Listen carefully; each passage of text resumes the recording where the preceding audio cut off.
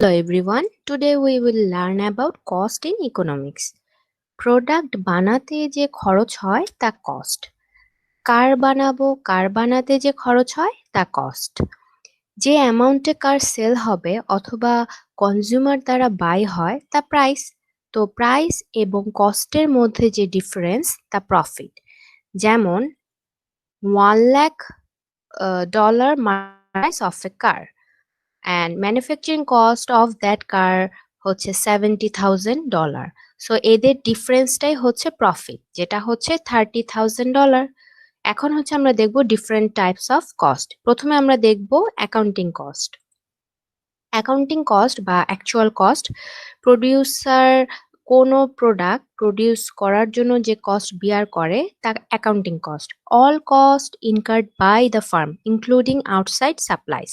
Accounting কস্টকে explicit cost বলে, যে কস্ট ডাইরেক্ট মানি ভ্যালুতে খরচ করা হয়। এখন আসো ইমপ্লিসিট কস্টটা কি। সাপোজ তুমি একটা বিজনেস স্টার্ট করলা, নিজের টাকা ইনভেস্ট করলা, নিজের ল্যান্ড নিজেই ইউজ করলা, নিজেই ম্যানেজার হিসেবে কাজ করছো। তো নিজের ল্যান্ড যদি অন্যকে দেওয়া হতো তাহলে তা থেকে তো তুমি রেন্ট পেতা, তাই না? তুমি অন্য কোনো ফার্মে যদি কাজ করতা তাহলে স্যালারি পেতা। নিজের টাকা যদি বিজনেসে না দিয়ে ব্যাংকে যদি দিতা তাহলে অবশ্যই হচ্ছে ইন্টারেস্ট পেতা।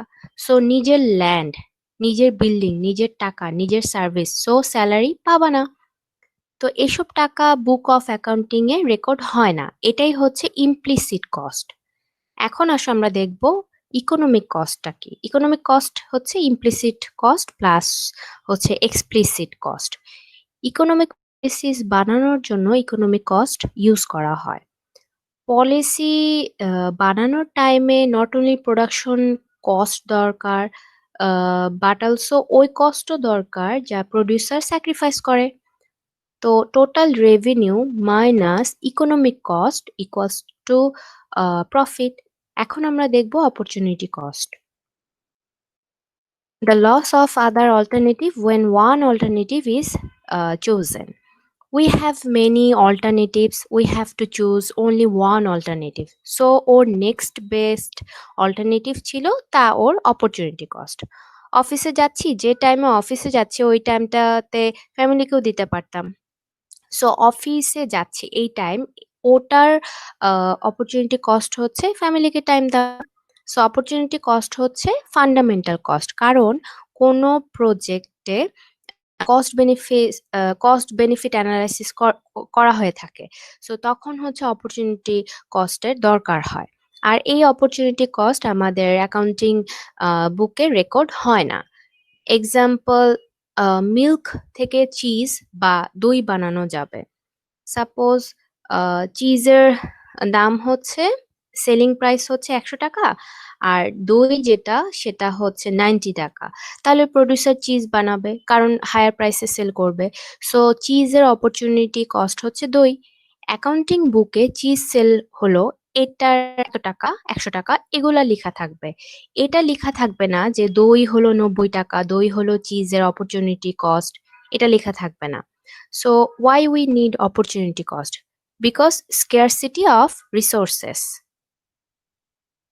তো আনলিমিটেড রিসোর্স তো নাই আমাদের। সো কোন প্রোডাক্ট তৈরি করব, product A or product B? তো প্রোডাক্ট এ যদি বানাই তাহলে বি কে স্যাক্রিফাইস করতে হবে, আর প্রোডাক্ট বি যদি বানাই তাহলে এ কে স্যাক্রিফাইস করতে হবে। সো এই যে এই সম্পর্কটাকে আমরা পিপিএফ কার্ভ দ্বারা দেখাতে পারি। মানে হচ্ছে প্রোডাকশন পসিবিলিটি ফ্রন্টিয়ার দ্বারা আমরা ডিনোট করতে পারি। তো এখানে কি হয় যে রিসোর্স হচ্ছে ফিক্সড থাকবে।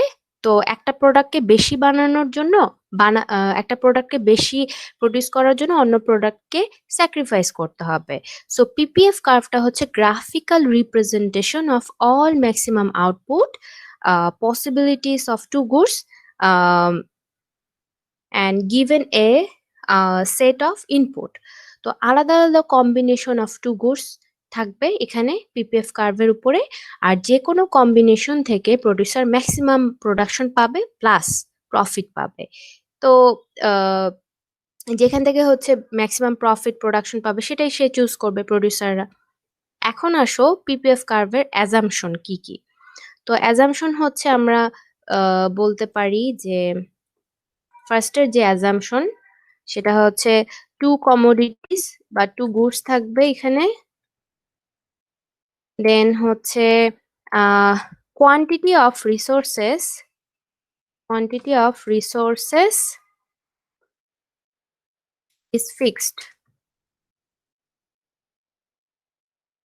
তারপরে হচ্ছে technology doesn't change, technology does not change. And last one হচ্ছে যে resources are used in technically efficient way. Resources are used in technically efficient way.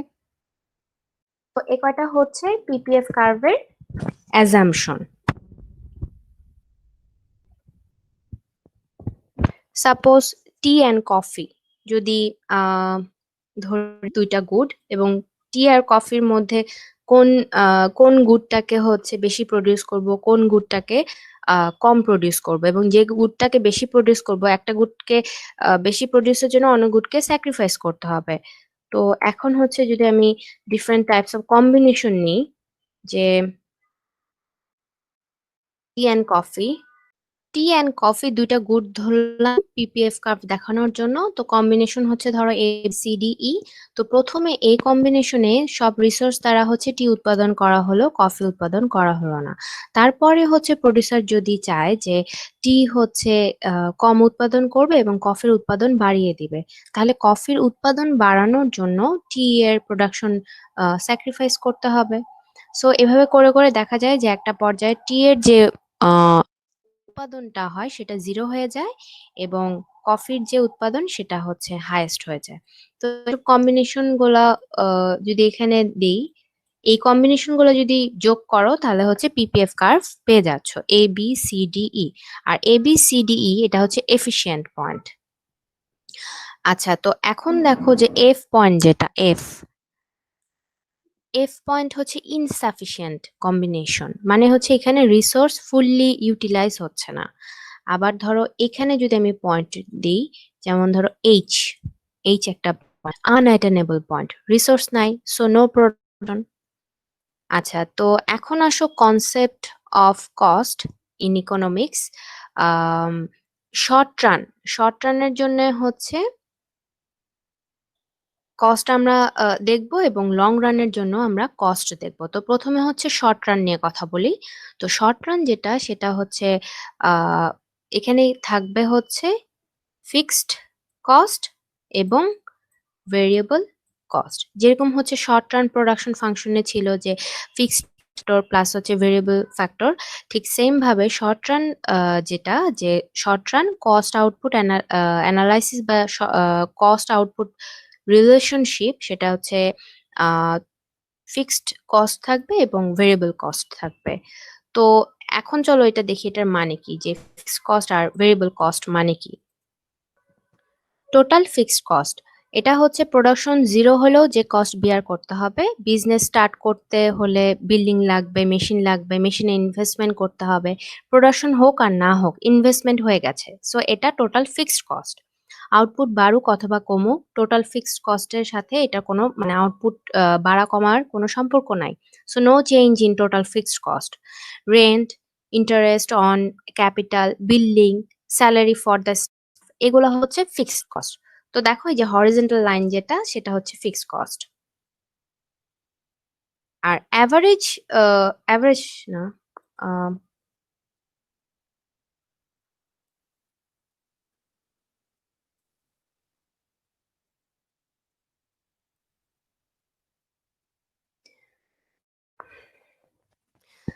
Total fixed cost, total fixed কস্টটা হচ্ছে production zero হলেও যে cost বিয়ার করতে হবে। Business start করতে হলে বিল্ডিং, মেশিন ইনভেস্টমেন্ট করতে হবে। প্রোডাকশন হোক আর না হোক ইনভেস্টমেন্ট হয়ে গেছে, এটা টোটাল ফিক্সড কস্ট। আউটপুট বাড়ুক অথবা কমুক, টোটাল ফিক্সড কস্টে কোনো চেঞ্জ আসবে না। Rent, interest on capital, building, salary for the staff, এগুলো ফিক্সড কস্ট হিসেবে কাউন্ট হবে। টোটাল ভেরিয়েবল কস্ট মানে হচ্ছে প্রোডাকশনের সাথে সাথে যে কস্টটা ইনক্রিজ করছে, র ম্যাটেরিয়াল, লেবার, ফিউল, তারপর হচ্ছে ইলেকট্রিসিটি বিল, তারপরে হচ্ছে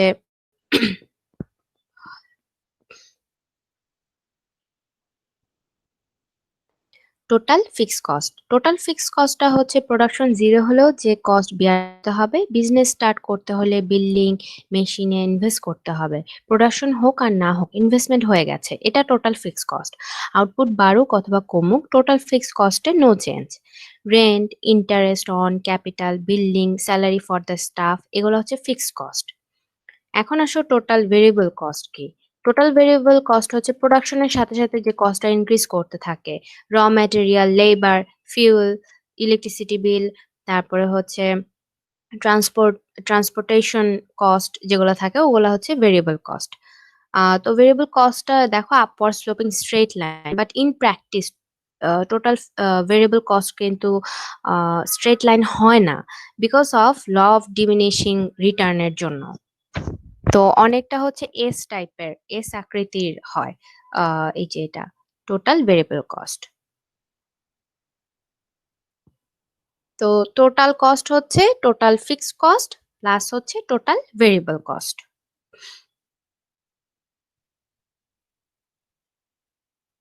এখন হচ্ছে অ্যাভারেজ কস্ট দেখবো। অ্যাভারেজ কস্ট হচ্ছে কিছুই না, সেটা হচ্ছে TC, total cost divided by output. ঠিক আছে। আর অ্যাভারেজ টোটাল কস্ট যেটা, সেটা হচ্ছে আহ, মানে অ্যাভারেজ কস্ট অথবা অ্যাভারেজ টোটাল কস্ট সেমই। তো total cost divided by output এটা। তো আমরা টিসি মানে কি জানি? টিসি ইকুয়ালস টু হচ্ছে টিভিসি অ্যান্ড টিএফসি, এটা তো জানি তাই না? টিএফসি। আচ্ছা, তো এখন যদি আমি অ্যাভারেজ করতে চাই তাহলে কি হবে? তো আউটপুট দ্বারা হচ্ছে সবগুলোকে ভাগ করে দিই। এই যে ভাগ করে দিলাম, তাহলে পেয়ে গেলাম হচ্ছে average total cost equals to average variable cost plus average fixed cost. ঠিক আছে। তো ওটাই হচ্ছে এখানে লেখা আছে, variable cost divided by Q. যে এভাবে এই টাইপের হচ্ছে average cost, average fixed cost, এরকম টাইপের হচ্ছে ছবি আসে। মার্জিনাল কস্ট কি? যে ফ্যাক্টরি ইনক্রিজ করছে, মার্জিনাল কস্ট হচ্ছে প্রথমে কমছে, পরে মার্জিনাল কস্ট ইনক্রিজ করতে থাকে। অ্যাডিশনাল ইনপুটের জন্য মার্জিনাল ভ্যালুটা কমতে থাকে। তো মার্জিনাল কস্ট ফাইন্ড আউট করার ওয়ে হচ্ছে change in total cost divided by change in quantity.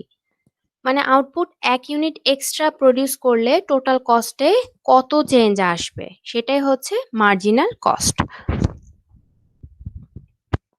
তো এখন হচ্ছে আমরা টেবিল দেখব। তো টেবিল থেকে হচ্ছে আমরা AFC, ABC, ATC, MC find out করব। তো এখানে হচ্ছে আউটপুট দেখব। তো আউটপুট কি কি আছে? ফিক্সড কস্টের জন্য আউটপুট জিরো, প্রথম অবস্থায় জিরো। তারপরে ভেরিয়েবল কস্টের জন্য জিরো। সেকেন্ডে দেখো ওয়ান আউটপুটের জন্য ফিক্সড কস্ট হচ্ছে 100, অবভিয়াসলি ফিক্সড কস্ট চেঞ্জ আসবে না। তারপর হচ্ছে প্রতিটা ইউনিট ইনক্রিজ করার সাথে সাথে ফিক্সড কস্ট হচ্ছে ফিক্সডই থাকলো, কনস্ট্যান্টই থাকলো। আর ভেরিয়েবল কস্ট হচ্ছে ইনক্রিজ করছে। তো এই দুটাকে যদি যোগ করো, ফিক্সড কস্ট আর হচ্ছে ভেরিয়েবল কস্ট যদি যোগ করো, তাহলে পেয়ে যাবা total cost. Average fixed cost কিভাবে বের করতে হয়? Total fixed cost divided by output. আবার অ্যাভারেজ ভেরিয়েবল কস্ট কিভাবে ফাইন্ড আউট করতে হয়? Total variable cost divided by output. So এই দুটাকে যখন যোগ করবা তখন পেয়ে যাবা হচ্ছে অ্যাভারেজ টোটাল কস্ট। আর এমসিটা কি? মার্জিনাল কস্ট, মানে হচ্ছে change in total cost divided by change in output.